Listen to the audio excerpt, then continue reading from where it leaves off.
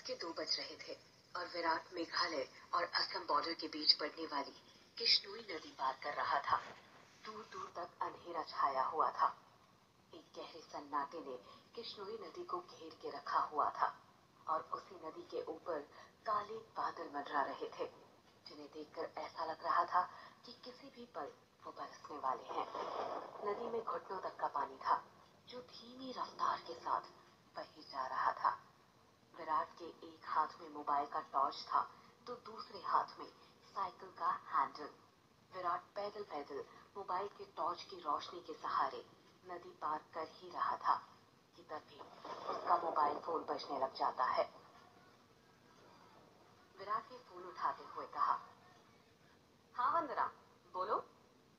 Mobile के अंदर से एक औरत की आवाज सुनाई देती है। कहाँ तक पहुँचे आप जी? किश्नोई नदी तक पहुंच गया हूँ वंदना, बस ये किश्नोई नदी पार करी और फिर मैं सीधे तुम्हारे पास।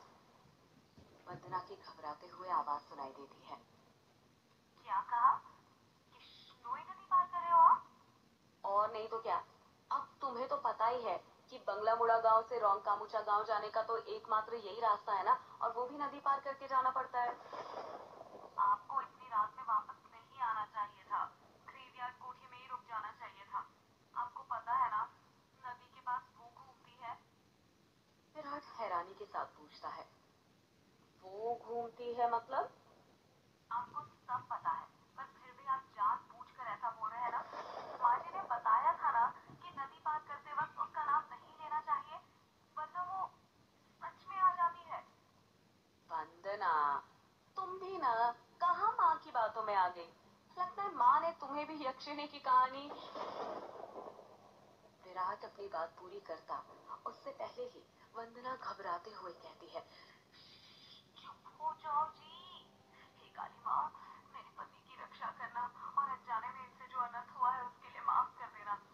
आगे कभी उसका नाम नहीं लेंगे। विराट हंसते हुए कहता है, क्या वंदना, तुम भी ना, ये यक्षिणी वक्षिणी ना कुछ नहीं होता, समझी? ये सब बस मनगढ़ंत बातें हैं जो गांव वालों ने बनाई हैं और कुछ नहीं। आप नहीं मानते तो मत मानिए, पर मैं तो मानती हूँ ना। आप अपना जल्दी से आ जाइए बस। हाँ वंदना, आ रहा हूँ, बस ये नदी तो पार कर लूं पहले। अच्छा, मैं रखती हूँ। अरे ऐसे कैसे? तुम्हें नहीं लगता तुम कुछ भूल रही हो? मैं बोल रही हूँ? क्या बोल रही हूँ? यक्षिणी के बारे में याद रख सकती हो, लेकिन ये याद नहीं रख सकती कि आज हमारी शादी की सालगिरह है। गलती हो गई जी, माफ कीजिएगा। आपकी फिक्र में तो मैं भूल ही गई थी। विराट मुंह बनाते हुए कहता है, अब भूल गई थी ना तो उसकी सजा तो मिलेगी तुम्हें। सजा के लिए तैयार रहना। वंदना प्यार से पूछती है, अच्छा, तो क्या सजा देंगे आप? तुम्हारी सजा ये है कि तुम्हें आज रात भर जागना पड़ेगा।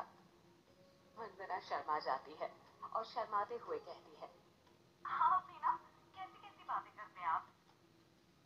अरे अपनी पत्नी से ऐसी बातें नहीं करूंगा तो किससे करूंगा? ठीक है, आ जाइए।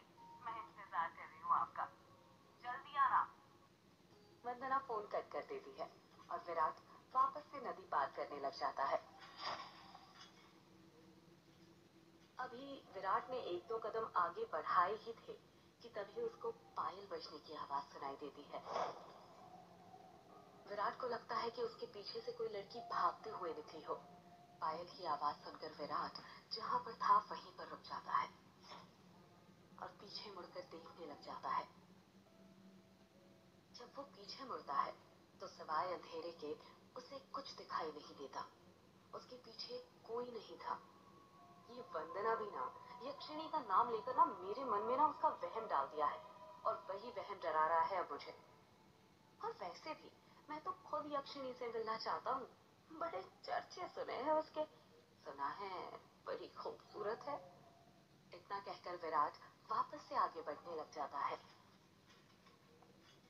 विराट मुश्किल से अभी एक दो कदम ही चला था कि तभी उसे नदी के किनारे पर एक काला साया दिखाई देने लग जाता है।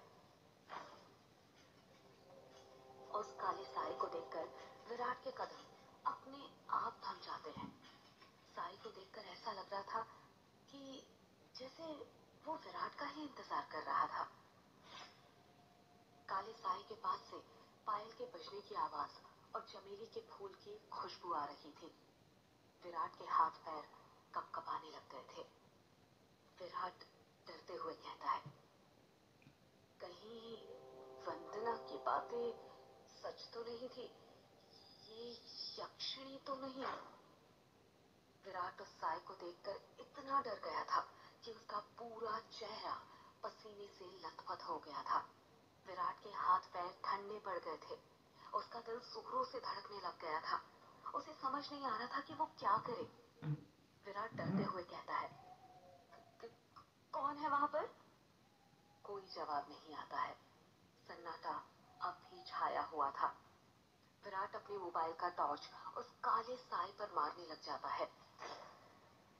जब उस टॉर्च की रोशनी उस काले साए पर पड़ती है तो विराट देखता है कि वो साया और किसी का नहीं बल्कि एक लड़की का था। नदी के किनारे पर एक बहुत ही खूबसूरत लड़की खड़ी हुई थी, जिसकी उम्र करीब 24 साल और लंबाई 5 फीट 2 इंच थी। उसकी लंबी सी गर्दन, गुलाबी से होंठ, बाल खुले हुए जो उसके कमर तक आते थे, उसका गोरा बदन और उसी गोरे बदन पर उसने काली साड़ी पहन रखी थी। वो लड़की किसी अप्सरा से कम नहीं लग रही थी। वो इतनी खूबसूरत थी कि कोई भी मर्द उसका रूप देखकर अपनी हदों को भूलकर उसकी बाहों में मदहोश होना चाहेगा। वो लड़की अपने हाथ से विराट को इशारा करते हुए अपने पास बुलाती है। उस लड़की को देखकर विराट भूल गया था कि यक्षिणी जैसी कोई चीज भी होती है। विराट अपनी साइकिल को वहीं पर छोड़ देता है और जल्दी जल्दी उस लड़की के पास जाने लग जाता है, जैसे उसके बदन में कोई आग लग गई हो। विराट उस लड़की के पास जाकर उससे धीरे से पूछता है, कौन हो तुम और यहाँ पर क्या कर रही हो? क्या नाम है तुम्हारा? लड़की अपने चेहरे पर मुस्कान लाते हुए कहती है, नाम में क्या रखा है? जो रखा है काम में रखा है। कैसा काम? लड़की विराट की आंखों में देखते हुए कहती है, वही काम जो तुम घर पर जाकर तुम उसे आज रात भर जगाना चाहते थे ना? क्या तुम मुझे नहीं जगाओगे? पत्नी के साथ करने वाले थे।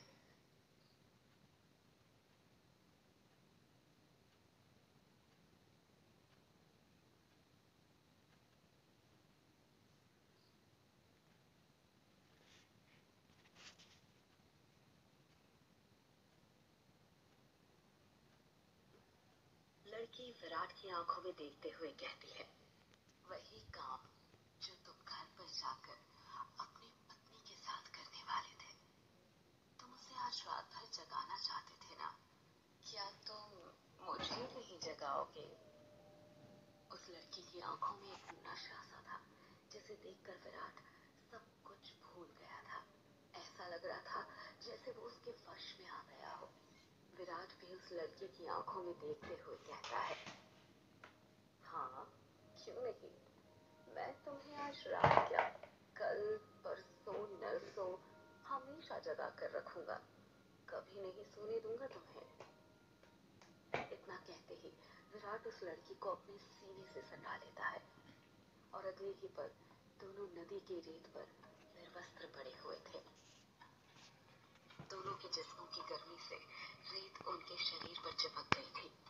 उस लड़की के बदन में से चमेली के फूलों की खुशबू आ रही थी। लड़की नीचे थी और विराट उसके ऊपर। विराट के माथे की पसीने की बूंदें ये साफ जाहिर कर रही थी कि वो थक चुका था और उसके बदन की सारी ताकत खत्म होने वाली थी। पर उस लड़की का चेहरा देखकर ऐसा लग रहा था जैसे अभी तो कुछ हुआ ही नहीं था।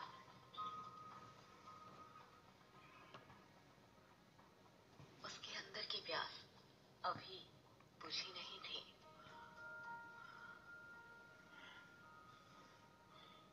विराट अपनी चरमोत्कर्ष अवस्था में पहुंचने वाला था और कुछ ही पल में वो उस लड़की के बदन पर ध्वस्त होने वाला था। तभी उसकी नजर उस लड़की के वक्ष पर पड़ती है और वो देखता है कि उस लड़की के वक्ष पर धीरे धीरे झुर्रियां आने लग गई थी। उसके हाथ पैरों की नसें बाहर निकलने लग गई थी। उसके बाल काले से सफेद होने लग गए थे। देखते ही देखते वो लड़की अचानक से बूढ़ी औरत में तब्दील हो जाती है। ये सब देखकर विराट की आंखें फटी की फटी रह गई थी। उसका गर्म बदन अचानक से ठंडा पड़ गया था। विराट कांपते हुए कहता है, कौन हो तुम? वो लड़की धीरे से कहती है, मैं यक्षिणी, तेरी मौत। ये सुनकर विराट के रोंगटे खड़े हो जाते हैं और वो झट से उससे दूर हटने लगता है। पर उसी वक्त यक्षिणी उसे अपने दोनों हाथों से पकड़ लेती है और कहती है, अभी कहाँ जा रहे हो प्रियतम? मेरी प्यास अभी बुझी नहीं है। तुम तो मुझे कल, परसों, नरसों, हमेशा तक जगाना चाहते थे ना? क्या हुआ? थक गए या डर गए मेरा असली रूप देखकर? विराट उसका खौफनाक चेहरा देखकर इतना डर गया था कि कुछ भी नहीं बोल पा रहा था। उसको यक्षिणी की आंखों में खुद की मौत नजर आ रही थी। यक्षिणी गुस्से में कहती है, वासना की प्यास में तू ये भूल गया कमीने कि तेरी पत्नी वंदना तेरा घर पर इंतजार कर रही है और तू यहाँ पर मेरे साथ।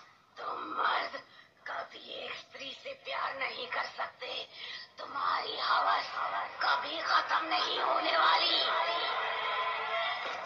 इतना कहकर यक्षिणी अपना हाथ विराट के सीने पर रख देती है। यक्षिणी के लंबे लंबे काले नाखून थे जो चाकू की तरह पैने थे। विराट डरते हुए कहता है, नहीं नहीं, ऐसा मत करो, जाने दो मुझे। जाने ही तो दे रही हूँ। पहले पटोला, पहले पटोला, पहले पटोला। इतना कहकर यक्षिणी अपना हाथ विराट के सीने के अंदर घुसा देती है और उसी वक्त जोर से काले बादल गरजने लगते हैं और बारिश होने लग जाती है। विराट के शरीर का खून नाखूनों के सहारे यक्षिणी के शरीर में जाने लग जाता है। जैसे जैसे खून यक्षिणी के शरीर के अंदर जा रहा था, वो वापस से जवान होते जा रही थी। यक्षिणी वापस से अपने पुराने रूप में आ गई थी और विराट का शरीर सूखकर सफेद पड़ गया था। उसके अंदर खून की एक बूंद तक नहीं थी, पर उसकी धड़कनें अब भी चल रही थी। यक्षिणी अपना मुंह विराट के कान के पास ले जाती है और फुसफुसाते हुए कहती है, राम नो राम रो, राम रो, राम नो राम नो राम रो। इतना कहकर यक्षिणी अपना खून से सना हाथ विराट के सीने से बाहर निकालने लग जाती है। जैसे ही यक्षिणी अपना हाथ विराट के सीने से बाहर निकालती है, विराट अपना दम तोड़ देता है, क्योंकि यक्षिणी के हाथ में विराट का दिल था जो सिकुड़ चुका था। अगले ही पहल यक्षिणी विराट का दिल लेकर गायब हो जाती है, ठीक उस तरह जिस तरह बारिश की बूंदें होती है।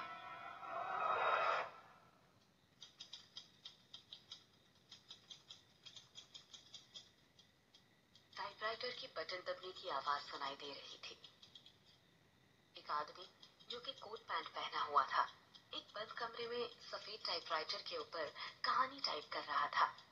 उस आदमी ने बड़ा सा कोट चश्मा पहना हुआ था। कमरे के अंदर चारों तरफ बुक शेल्फ रखी हुई थी, जिनमें करीब 1000 से भी ज्यादा किताबें जमी हुई थी। टेबल के ऊपर ही एक एश ट्रे थी, जिसमें कुछ आधी जली तो कुछ पूरी जली सिगरेट और ऐश रखी हुई थी। लेखक खुद से कहता है, चलो ये भाग तो पूरा हुआ।